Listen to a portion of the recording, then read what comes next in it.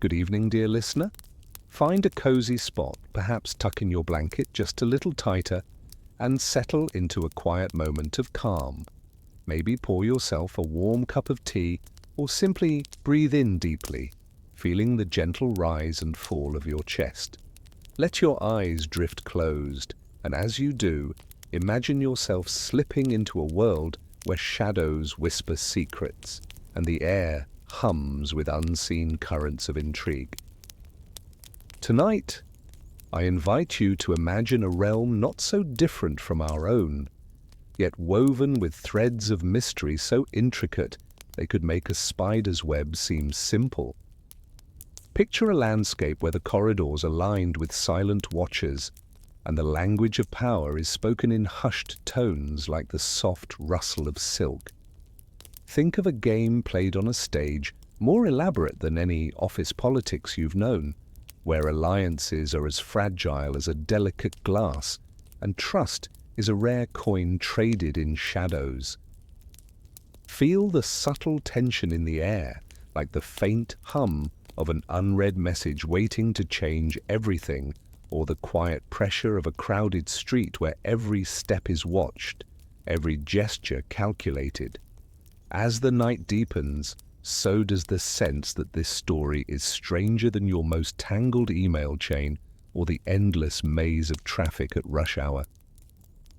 And as your eyes grow heavy, you'll soon wake not in your bed, but in a place where the air is thick with smoke, herbs, and whispers of secrets long kept, where your role will be far stranger than anything you've known before.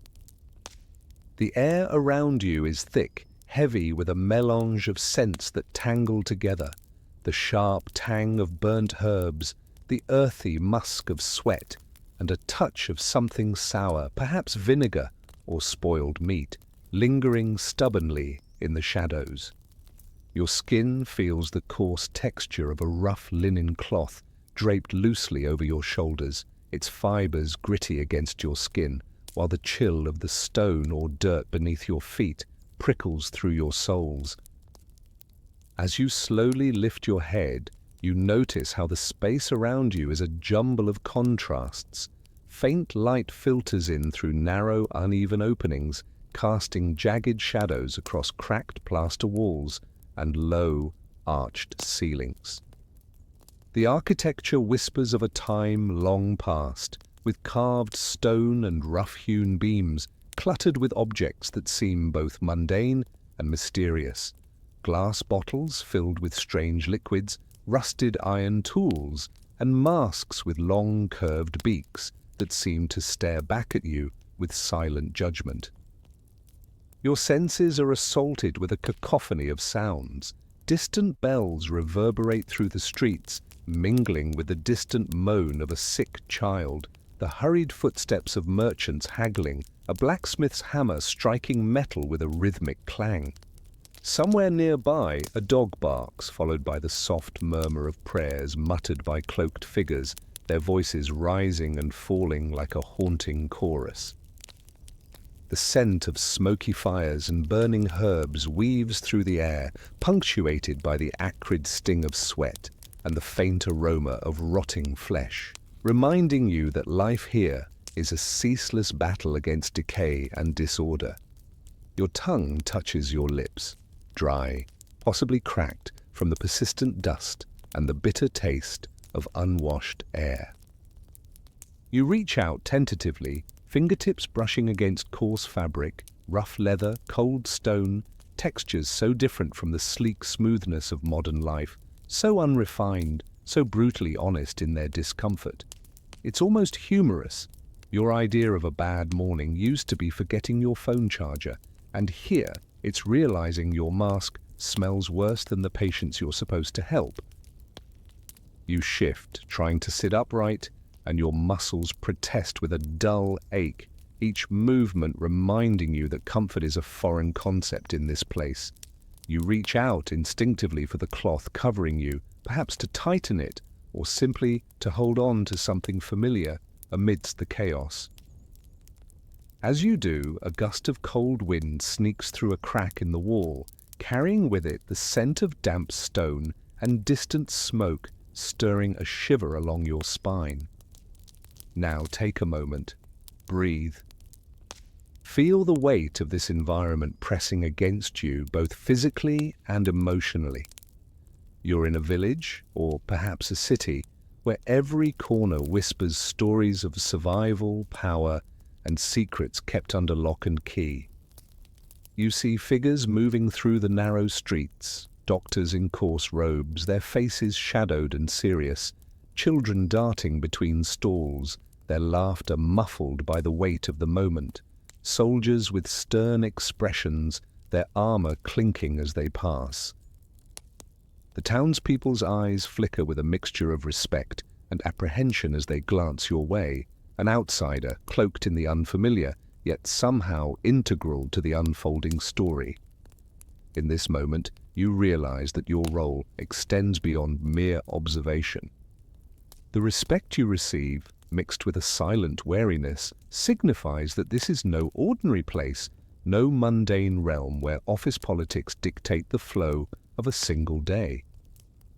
Here, every gesture, every word, every silence is steeped in layers of meaning, woven into a tapestry of intrigue more complex than any email chain or corporate rivalry you've known.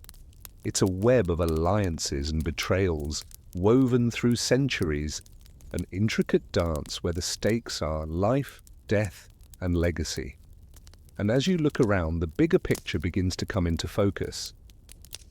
To truly understand where you've woken up this strange, shadowed world, you need to step back, to see the larger frame that has shaped these lives, these struggles, these silent wars. For now, though, let yourself settle into this moment, into the textures, sounds, smells, and prepare to journey deeper into a labyrinth of power, mystery, and perhaps a touch of madness. You find yourself living in a time where the world is a tapestry woven with shadows and flickering candlelight, a place caught between the echoes of ancient traditions and the chaos of relentless change. Imagine awakening in the early centuries of the second millennium, perhaps around the 14th or 15th century, when empires stretch their arms across sprawling lands and the echoes of distant conflicts ripple through the fabric of everyday life.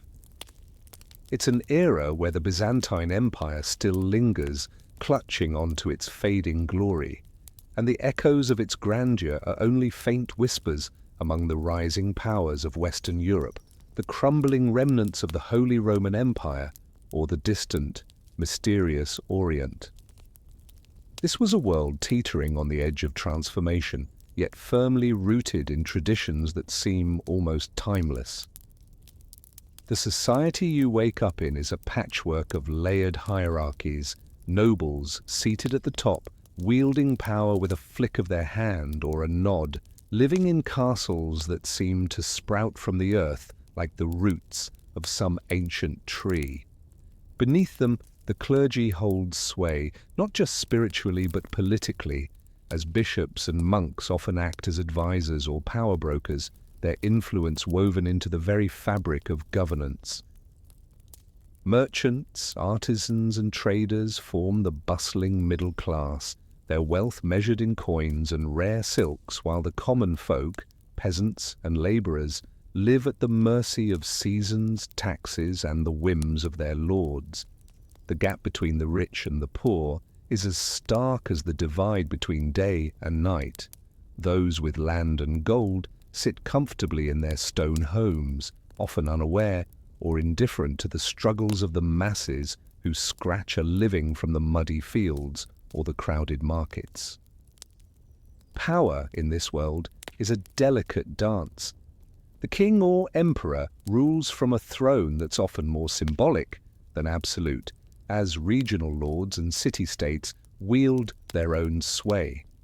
Sometimes the real power lies with the church, whose influence extends into almost every aspect of life, from the laws you follow to the superstitions you hold.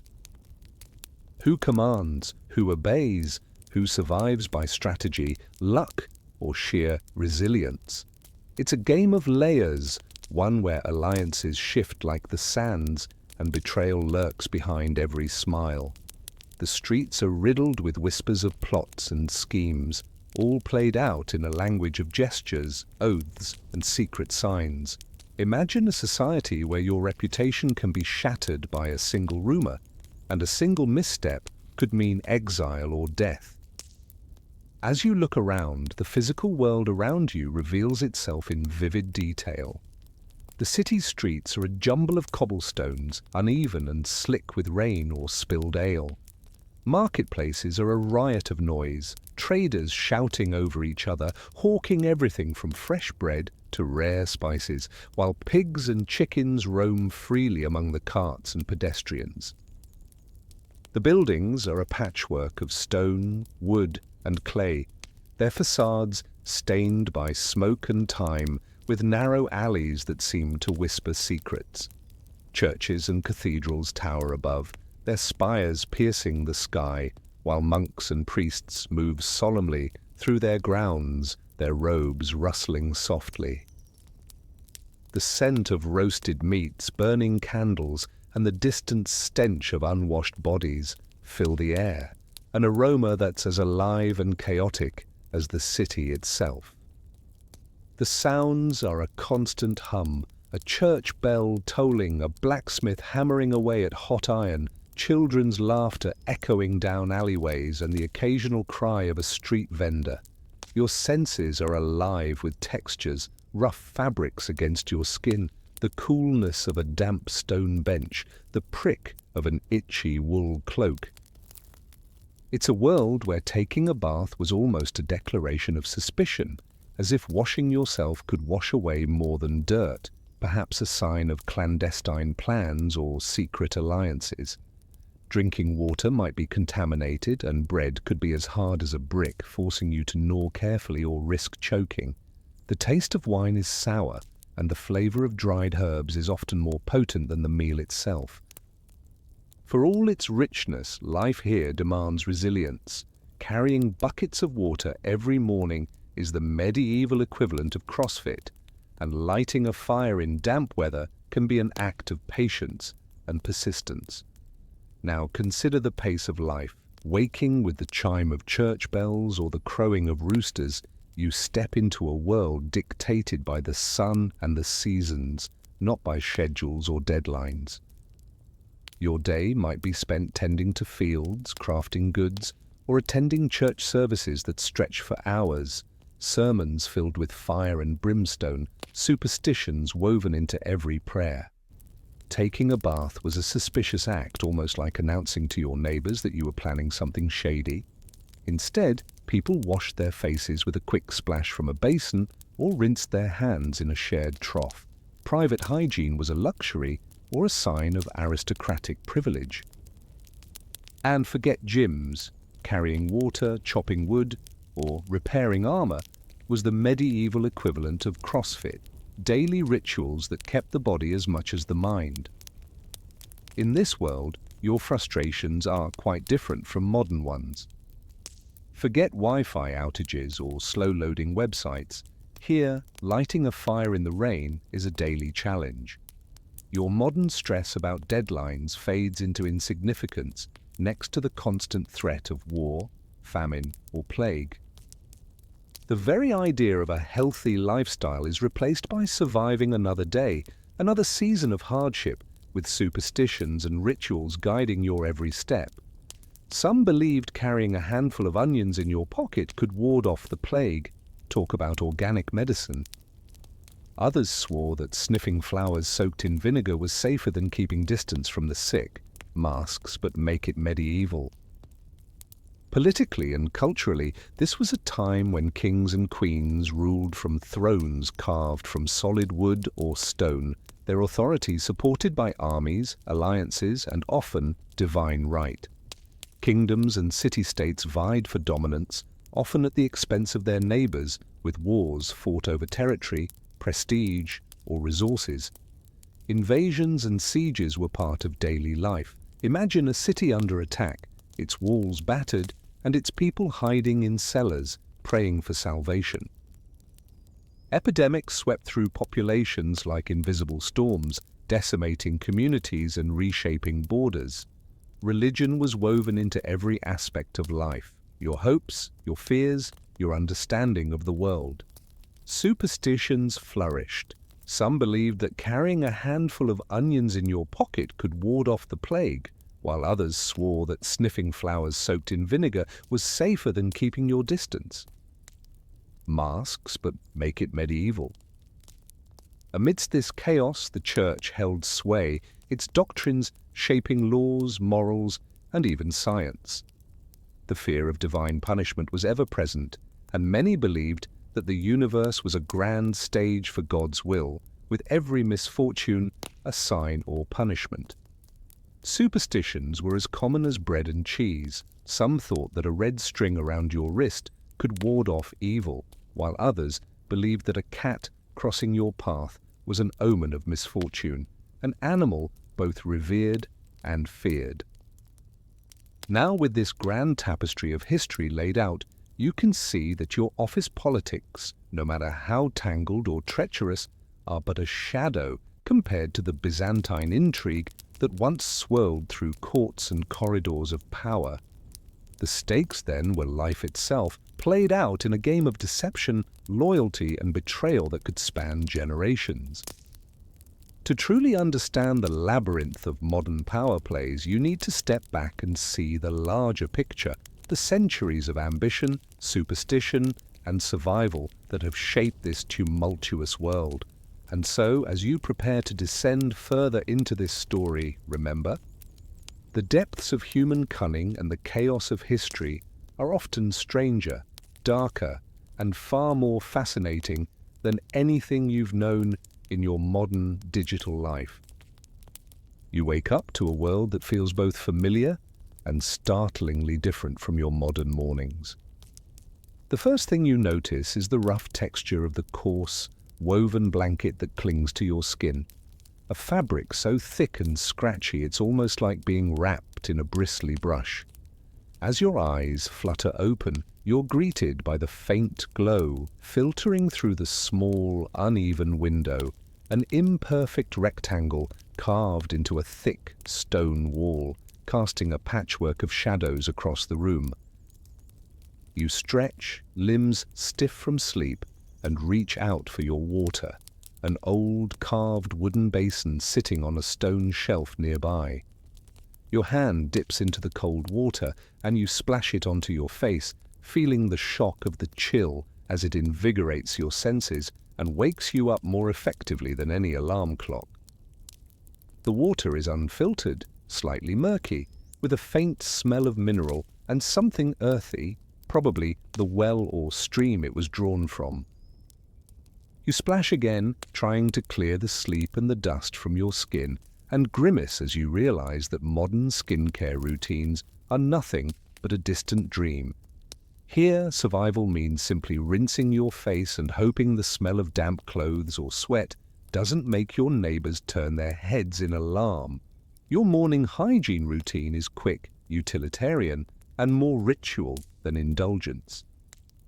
You pick up a coarse cloth, maybe a rag or a rough towel, and wipe your face, neck, and hands. No fragrant soaps, no foamy cleansers, just a splash of water and the barest effort.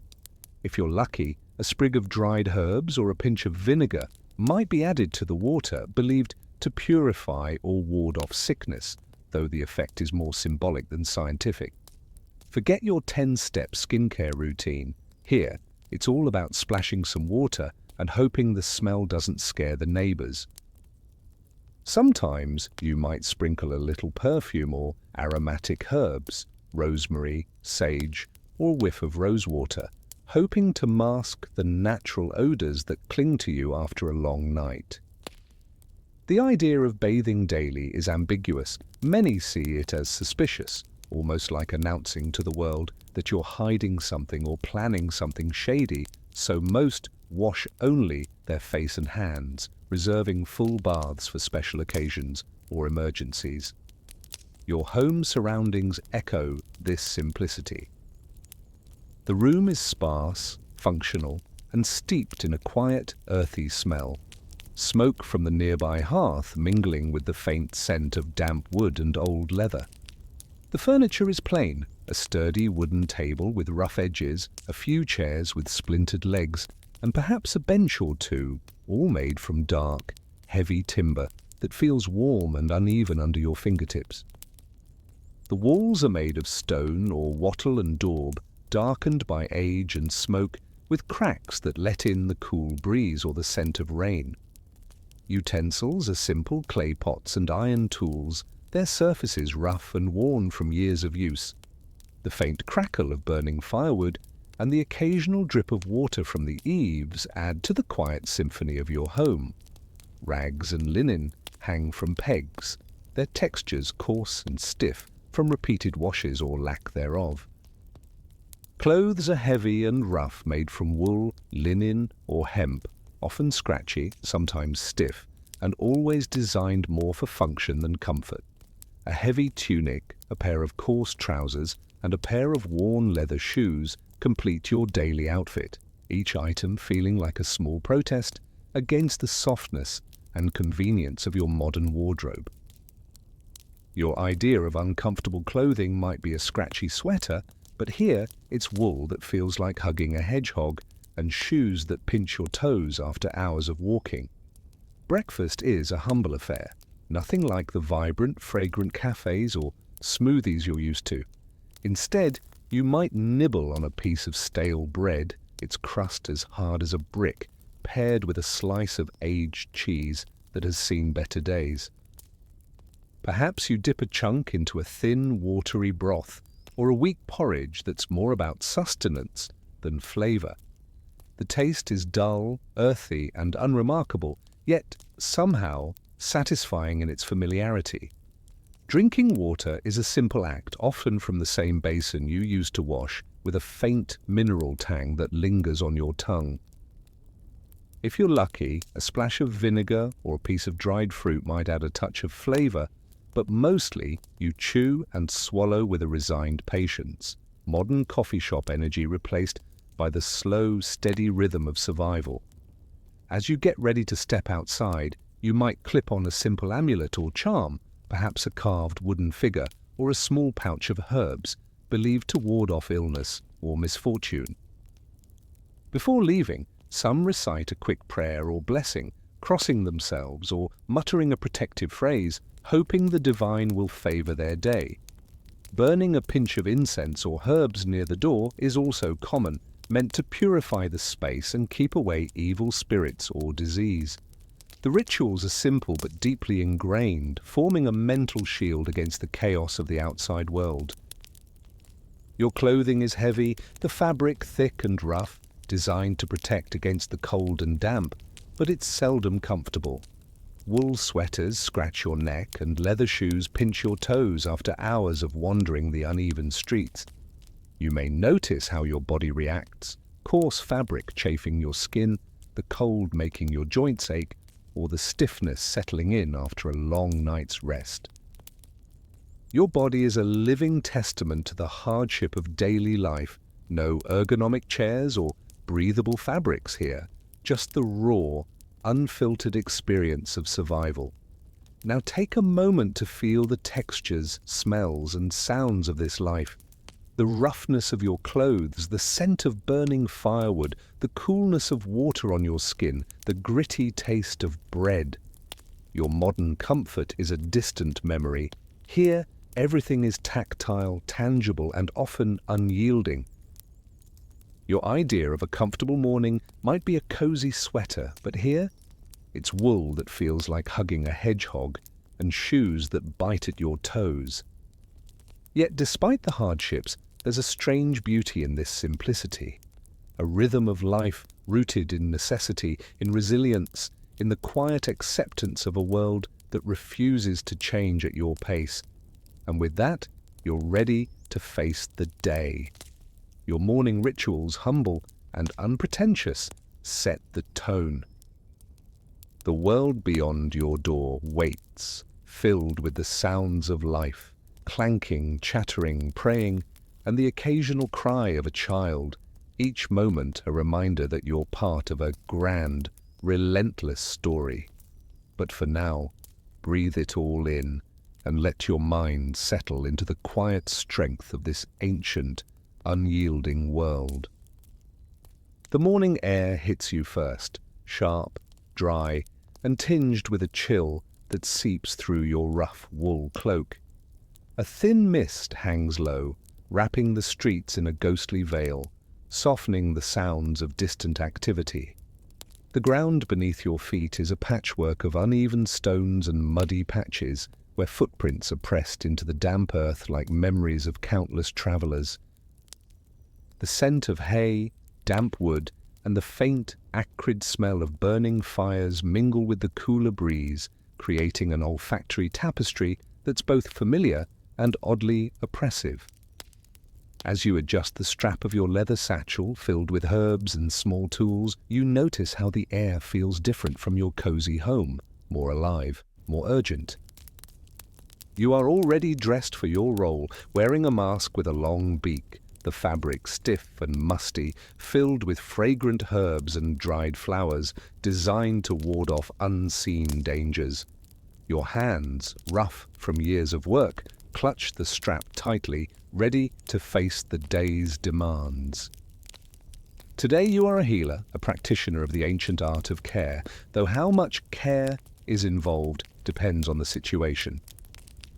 The community expects you to be a beacon of hope, or at the very least, a reassuring presence amid the chaos of sickness and fear.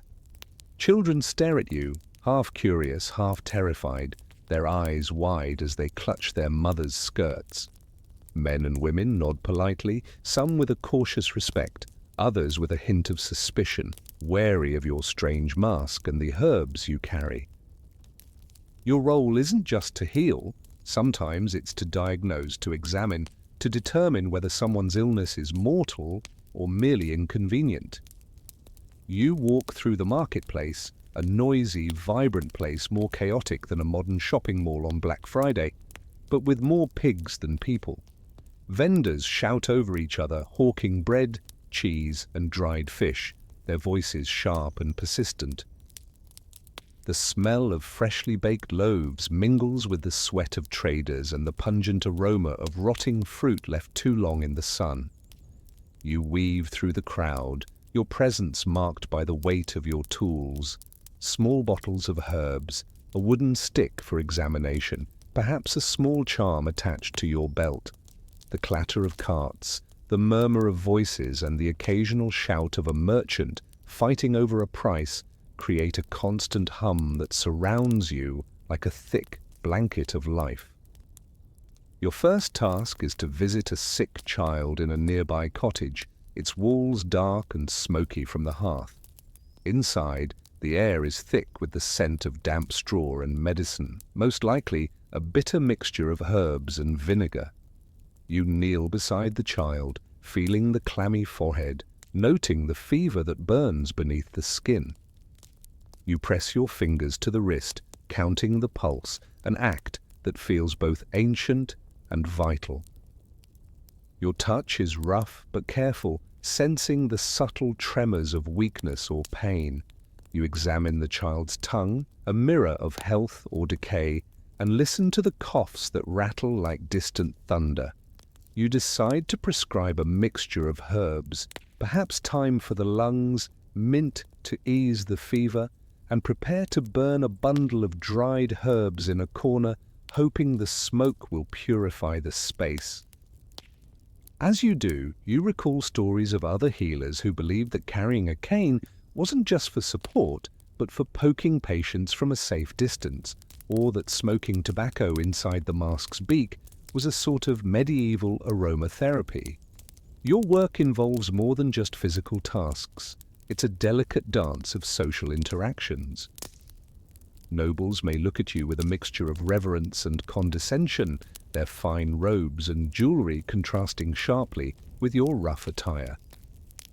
Servants and laborers, meanwhile, regard you with a wary respect. They know your role is crucial, yet they're not eager to be the next patient. Soldiers pass by, their armor clinking, eyes scanning the crowd for signs of trouble, while monks and priests move through the streets like silent guardians of faith, their robes dark and flowing. Occasionally, you exchange quick words with a merchant or a fellow healer, simple greetings, updates on the latest sickness, or warnings about the worsening plague. Some of the townspeople believe that carrying a small amulet or reciting a prayer before entering a house can ward off infection, superstitions that you've learned to respect, even if you secretly doubt their efficacy. Others think that a pinch of vinegar or a sprig of rosemary can keep evil spirits at bay, and some even burn incense or chant softly to appease divine forces. The community's rhythm is relentless. Markets burst with life, processions wind through the streets, and farmers bring their harvests as the seasons turn. Every day, you are part of this intricate web, a vital thread in the fabric of survival and social order. You move from one place to another, your presence a symbol of hope, fear, or sometimes just practical necessity. You examine, diagnose, and treat. You burn herbs, offer blessings, and listen to stories of illness and misfortune. You are a witness to the hopes and anxieties of a world caught in perpetual danger, disease, war, and superstition, all intertwined in a complex dance of life and death. And behind every busy stall, every wary glance, there's a deeper fear, an underlying current of dread that shapes this world more than any political intrigue or battlefield. To understand why people look at you that way, we need to step into their beliefs and superstitions to see how they interpret illness, health, and divine will.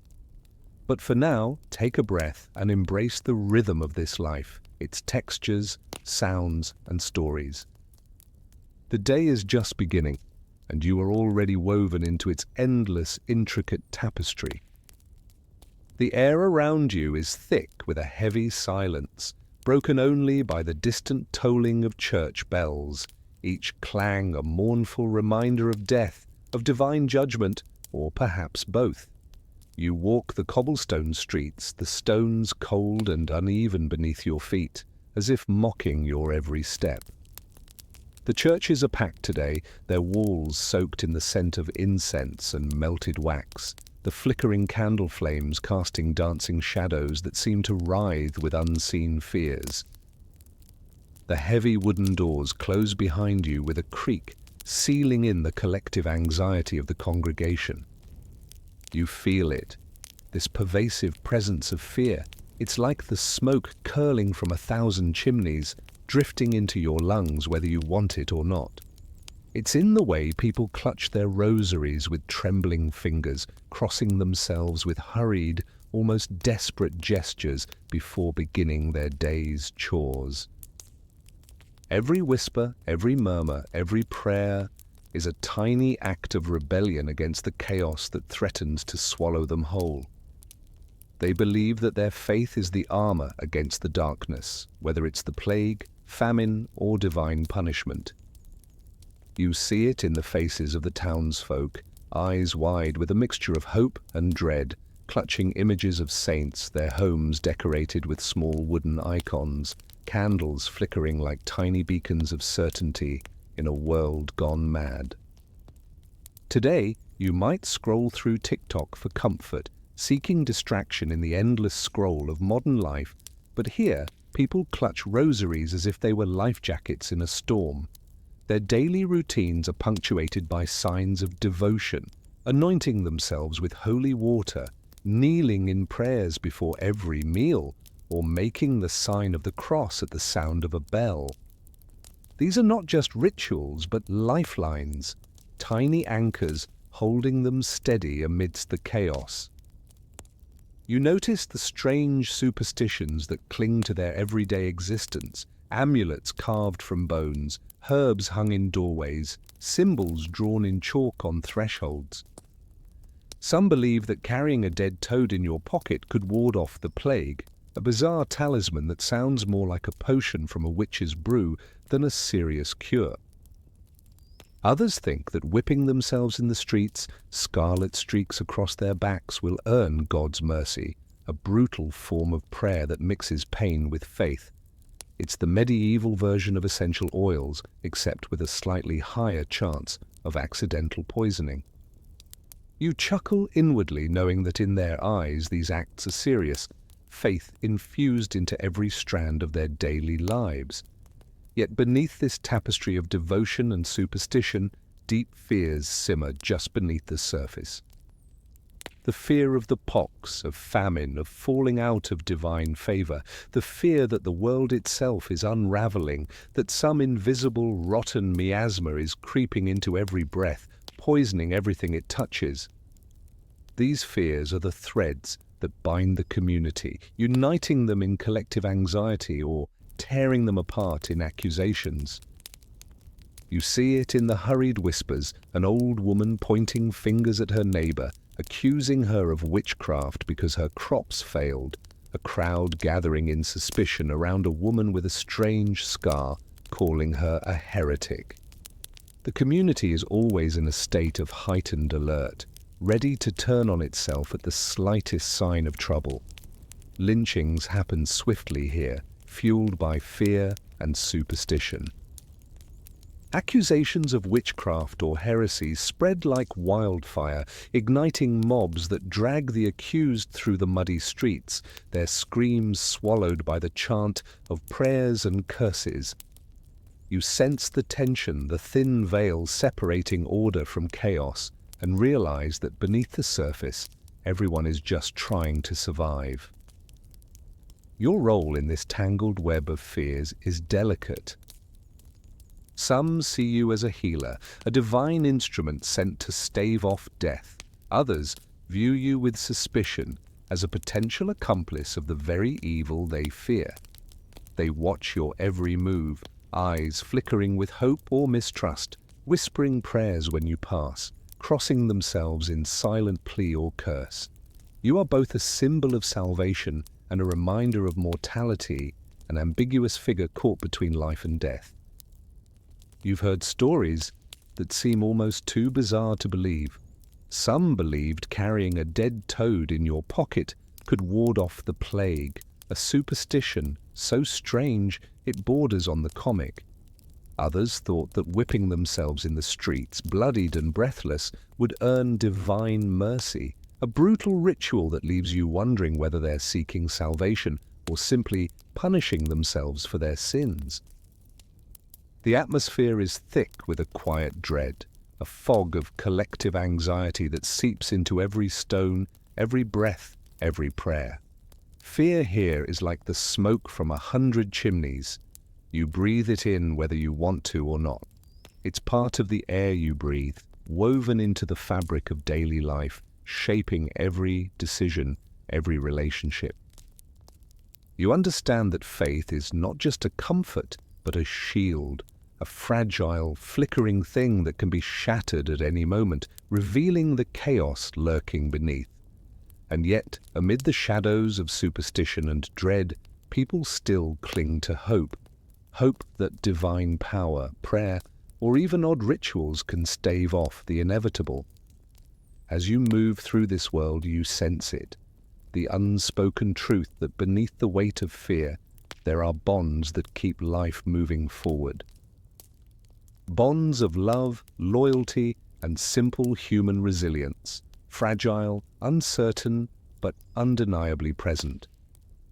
And beyond the prayers and charms, they form the real, often invisible ties that hold this community together, weaving hope into the very fabric of their fears. But for now, take a breath. Let the shadows linger, the fears settle, and the stories unfold, knowing that even in a world overshadowed by dread, life stubbornly persists, strange, resilient, and quietly human. You notice how, despite the constant shadow of fear hanging over everything, people cling to each other with a stubbornness that borders on defiance. It's like they're holding on to a flickering candle in a dark room. Each connection, each shared glance, a tiny act of rebellion against the chaos. They lean on one another, not just for bread or warmth, but for the kind of comfort only another heartbeat nearby can bring. When someone coughs in the marketplace, it's not just a sign of illness, it's a silent reminder that we're all vulnerable, intertwined in this fragile web of life. And so you see neighbors helping neighbors, the way a woman offers a crust of bread to a shivering stranger, or a man shares a sip of water with a companion too weak to walk straight.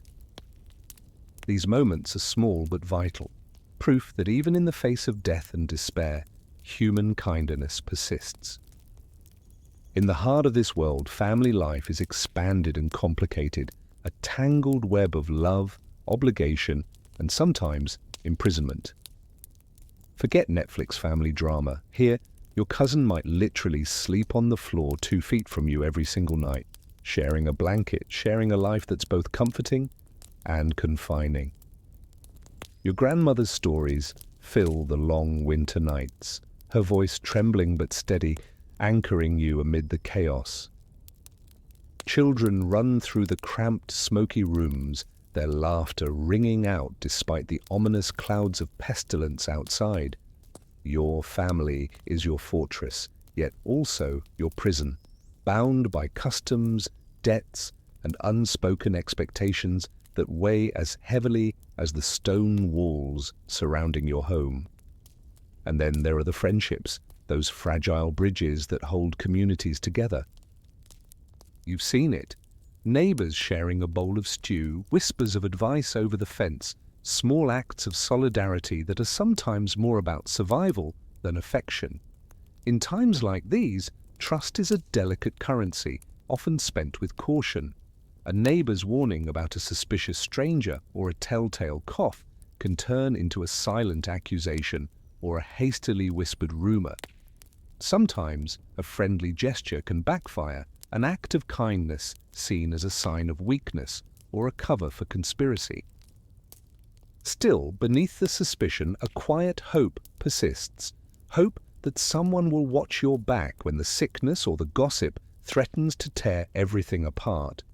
Love, or what passes for it in these turbulent times, is a game of stolen moments and subtle glances. Imagine a young couple exchanging secret smiles across a smoky tavern, their hopes hidden behind half-sober grins and the flickering light of a dying candle.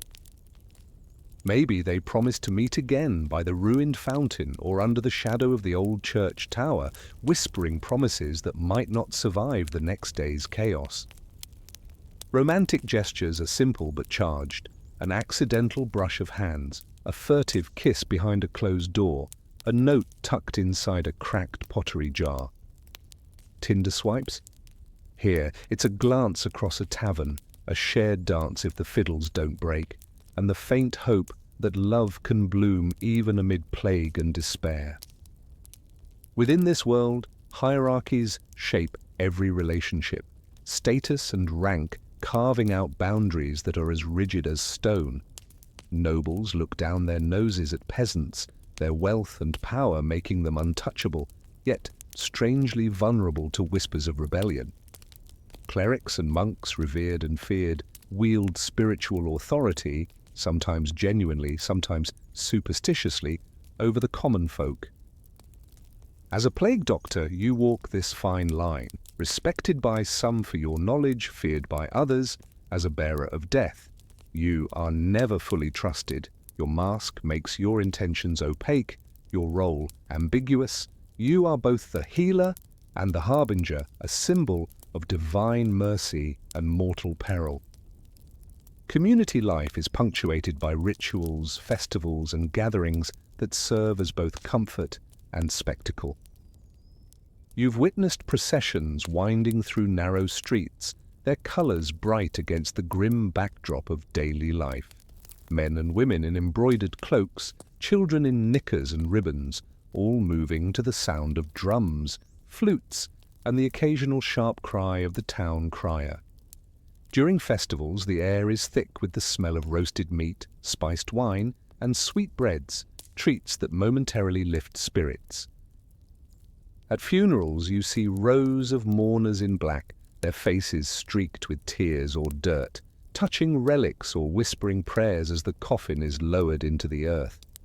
Weddings are loud, chaotic affairs, dancing, singing, and the clatter of glasses, all held together by the hope that life can still flourish amid destruction.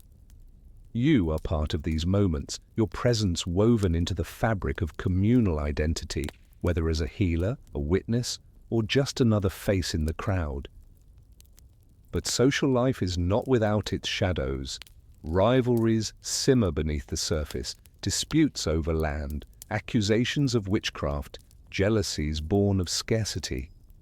A rumor spreads like wildfire. Did you hear? Old Marta's son was seen with a strange man last night. Suddenly, the quiet neighbor becomes a suspect, and the community's fragile trust fractures further. Fights erupt over petty insults, and accusations of sorcery lead to swift, brutal punishments, public shaming, exile, or worse. Sometimes the community's attempt at justice is more like a twisted entertainment, an impromptu spectacle of outrage that leaves everyone more afraid than ever. You've seen it. A village gathering around the accused witch, their voices rising in a chorus of suspicion, their hands clutching torches or stones, ready to act on fear rather than fact. Your role in all this is complex. As a figure of authority, some see you as a necessary guardian, a protector of health, a bearer of divine will. Others whisper behind your back, questioning your methods or suspecting you of witchcraft yourself. When the plague strikes, your reputation can shift as swiftly as the wind, respected one day, shunned the next. People glance at you with a mixture of hope and trepidation, whispering prayers when you approach and crossing themselves as you pass. They see you as both a savior and a symbol of death, a walking paradox that embodies their deepest fears. And amidst all this, you've heard stories, strange, almost unbelievable tales that echo through the alleys and taverns. Some believed carrying a dead toad in your pocket could ward off the plague, a bizarre talisman that seems more like a prank than a cure. Others thought that whipping themselves in the streets, blood streaming down their backs, would earn divine mercy, an act of penance that's as much about punishment as salvation. It's the medieval version of essential oils, except with a slightly higher chance of accidental poisoning or injury. You shake your head at these rituals, amused but aware of their importance. Rituals that give people a sense of control in a world gone mad. The collective fear is palpable, a fog that surrounds every corner of life. It's like the smoke from 100 chimneys, lingering in the air, seeping into your bones whether you want it to or not. This fear unites and divides, binding communities in shared dread or splintering them into factions of suspicion. You can feel it in the way people clutch their loved ones a little tighter, in the hurried whispers in the marketplace, in the tense silence during prayer. It's a constant presence, shaping every interaction, every word, every glance. But even here, in this world of shadows and superstitions, human connection persists. It's the small kindnesses, helping a neighbor carry firewood, sharing a scrap of bread, offering a consoling touch or a gentle smile, that remind you how resilient the human spirit can be. Beneath the layers of fear and superstition, these bonds are the true anchors, fragile, imperfect, but undeniably real.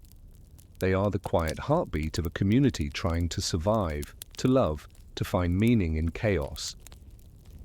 And as you observe these relationships, see the affection behind a hurried embrace, the trust behind a whispered secret, you realize that even in a world overshadowed by dread, hope still flickers. It's not loud or flashy, but it's there, woven into the fabric of daily life, stronger than the fears that threaten to tear it apart. And perhaps that's the true power of human bonds, an unbreakable thread that keeps the flame alive, even when everything around you seems to be burning.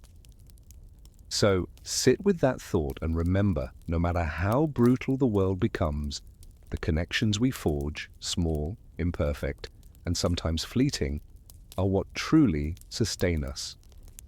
They are the quiet, enduring proof that even in the darkest times, life and love refuse to be extinguished.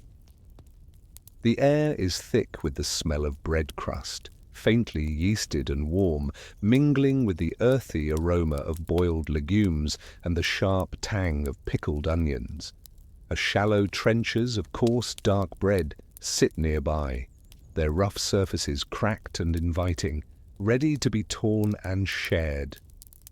In the dim light, you notice small wooden bowls filled with pottage, thick, simmered mixtures of grains, vegetables, and bits of salted meat, creating an inviting, humble palette of textures and colors. The faint hiss of a pot releasing steam and the gentle scrape of a knife against a wooden surface are the only sounds accompanying this quiet scene. Your senses sharpen as you observe the table. Earthenware cups, some chipped at the edges, hold a weak ale, its cloudy surface shimmering with a faint golden hue. A carved, battered spoon rests beside a rough, ceramic jug of water, tasting of mineral and soil. A reminder that cleanliness is a ritual, not a given, and that even simple meals demand respect and formality. As you sit, your fingers brush against the coarse fabric of your tunic, and you feel the uneven texture of the bread, rough against your tongue, yet grounding you in this moment of humble sustenance. Today's menu is a far cry from the lavish tables of the city's elite, where roasted meats and fragrant spices dominate the scene. Here, the everyday is marked by practicality: thick lentil stews, blackened bread, and hard cheeses that crackle with age, their saltiness a stark contrast to the soft, comforting warmth of freshly baked bread. Fish, in days of plenty, salted and dried, is laid out with care, its salt crust shining like a secret treasure. A jug of sour, cloudy ale is your most accessible drink, more nourishing than refined, yet enough to wash down the coarse, hearty fare. The elite, of course, indulge in piped-in, cinnamon-scented wines, their tables adorned with candied fruits, sugar-spiced almonds, and dishes so elaborate they seem to be more about display than sustenance. But here, the focus is on survival, on what can be stored, shared, and savored without waste, because scarcity is a constant guest lurking just outside the door. You're aware of the rituals that govern this humble meal. Before you eat, a quick glance at the sky, or perhaps at a small wooden crucifix that hangs nearby, reminds you of the prayer murmured softly, a plea for blessing and protection. Hands are washed in a basin of cold water, the rough cloth of a towel wiping away the dirt and sweat of a long day. The order of serving is carefully observed. Those of higher status receive their portions first, each serving measured and deliberate, like a carefully choreographed dance of social hierarchy.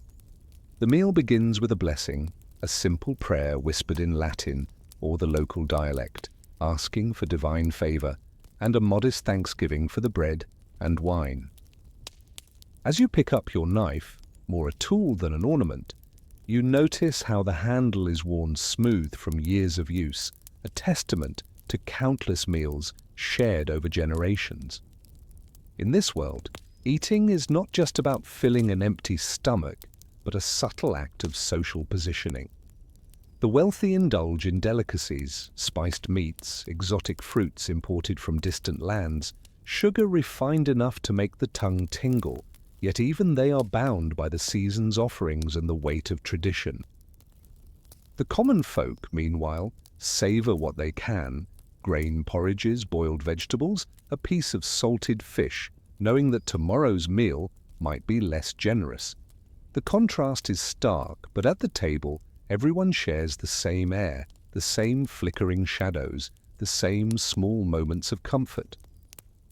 You might chuckle softly to yourself, recalling modern life, how your favorite food app promises delivery in 30 minutes and always arrives the next day, or how gluten-free bread costs a fortune and tastes like cardboard. Here, The bread is coarse and dense, but it's enough. The flavors are simple and honest, unmasked by sugar or spice, yet somehow more genuine than any fancy dish. Even the rare sweet fruit, dried figs or dates, are treasured, their sweetness a fleeting reminder of abundance in a world often defined by austerity. As the meal winds down, the conversation drifts to news of the day, rumors of a new tax, a neighboring town struck by sickness, a local hunt for game. The conversations are measured, punctuated by the clink of cups and the occasional burst of laughter, or a quiet curse at a stubborn piece of bread. The atmosphere is cozy, yet laced with the awareness that scarcity and hardship are never far away. Waste is rare. Any leftover bones or crusts are carefully saved, perhaps to be fed to the animals or boiled into a broth tomorrow. The table becomes a small stage where the daily struggle for survival is played out, each bite a small act of resistance and resilience. And when the last crumbs are cleared and the flickering candle begins to gutter low, you realize that this simple act, breaking bread, sharing a meal, embeds itself deep into the fabric of life. It's a ritual that binds, sustains, and reminds everyone of their place in this fragile world. Later, the city will seek entertainment, music in the taverns, lively dances, perhaps a jest or a song. But for now, it's enough to sit in this quiet space, feeling the warmth from the hearth and the faint taste of bread lingering on your tongue. And of course, nothing quite brings people together or drives them apart like food and drink.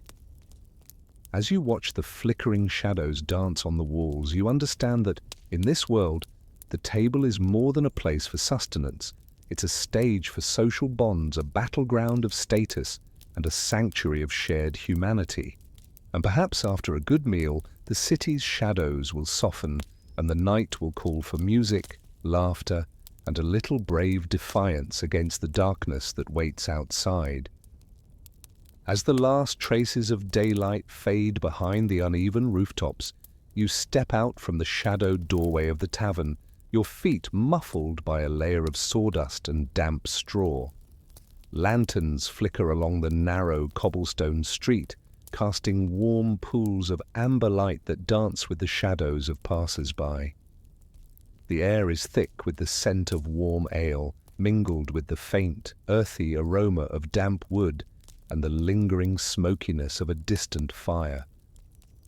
Laughter and quiet conversations ripple through the evening hush, muffled by the gentle creak of wooden carts and the soft murmurs of distant prayers.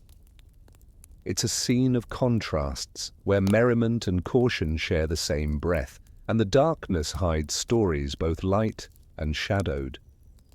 You walk along the bustling alley, where the glow of a tavern beckons like a beacon of comfort.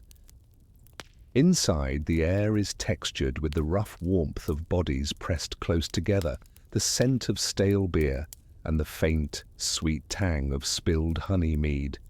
The benches are uneven, the wood banged up, yet familiar, inviting you to settle into the familiar rhythm of camaraderie. You notice a game of dice being played on a battered table. Dice that roll with a promise of luck, but fall as unpredictably as a bill unpaid at the end of the month. The clatter of stones, the scrape of a wooden peg, and the murmur of bets fill the room. Each sound a thread woven into the fabric of this lively tapestry. A musician, perhaps a young man with calloused fingers, plucks at a lute, while a neighbor taps a rhythmic beat with a hand drum. Their melodies drift through the tavern like a breath of wind, simple, unpolished, yet strangely stirring. The tune is a familiar one, a folk song about love and loss, its melody weaving into the laughter and shouts around the hearth. You find yourself humming along, your boots marking time on the rough stone floor, feeling the sweat and warmth of the crowd, sweet, sticky, alive.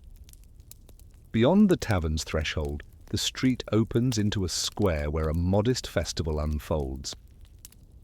Worn wooden stages host puppet shows, their puppets dressed in bright, clumsy costumes, acting out moral tales with exaggerated gestures and broad grins. Children gather, eyes wide with delight, their small hands clutching scraps of bread and dried fruit.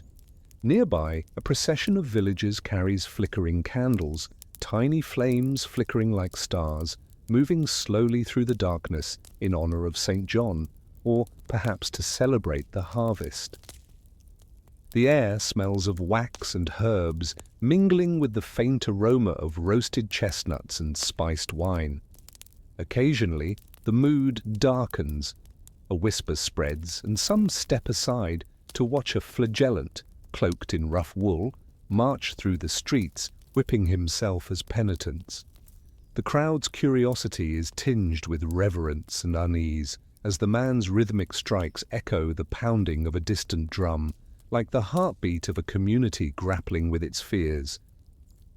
Silent onlookers observe, some crossing themselves, others whispering prayers, as the flagellant's figure becomes a living symbol of penance amid the revelry. In this world, the boundaries between joy and dread are paper-thin. You feel it, how the same people who dance in the square, singing and clapping, also whisper about omens and curses, about whether the plague's shadow is creeping closer. Even beneath the laughter and music, a certain vigilance remains, eyes flickering to the sky, ears tuned to the tolling of distant bells, warning that the fragile veneer of gaiety may shatter at any moment. As you linger, a respected elder, perhaps a healer, or a local wise man, catches your eye. His gaze is calm but carries the weight of unspoken worries, and in it you recognize the shared understanding that even in celebration, everyone is waiting for the next shadow to fall.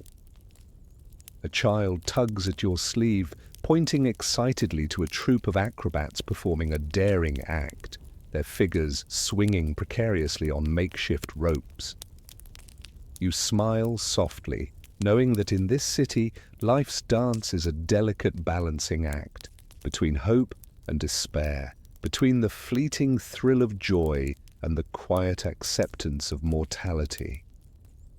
And as the evening deepens, the sounds of music and mirth blend with the distant toll of a bell, reminding you that in this ancient rhythm, everything begins and ends with the same universal truth. You remember, the city's heartbeat is measured not just in laughter or tears, but in the slow, inevitable cycle of life and death. When the last song drifts into silence and the final candle flickers low, you feel it, how the shadows stretch longer, and the night whispers that what rises must also fall, that celebration is but a pause before the next dawn of sorrow or renewal. Between the raucous joy of the moment and the silent weight of what's to come, you understand that the city's soul breathes through its festivals, an eternal dance of light and shadow, hope and fear. And with every step you take into the dark, you carry the quiet knowledge that in this world, all stories of life, love, and loss are woven into the same unbreakable fabric. Rimos, danzamos, vivemos, and still the city keeps its oldest secret, that everything eventually begins and ends in the same breath. Outside, the faint hum of the city breathes softly, murmurs of life that persist beyond the walls, as if whispering the endless cycle that binds us all. You can almost hear the distant chime of a bell, its deep toll echoing the unchangeable rhythm of birth and death, an ancient song that has played across generations, in every village, every household. This is the quiet truth of your world. Life begins with a breath, a tiny cry that sounds like a miniature bell announcing a new chapter, fragile yet full of promise. The midwife's hands, warm and sure, gently swaddle the newborn in rough linen cloth, whispering prayers that blend into the soft, early morning air. Their eyes, filled with cautious hope, reflect the sacred miracle of life, a miracle repeated countless times, unnoticed perhaps, yet infinitely precious. As the days pass, the child grows, hand in hand with the community's expectations, promises made in whispers at the church door, rings exchanged with simple blessings, and a shared hope that this life will carry on.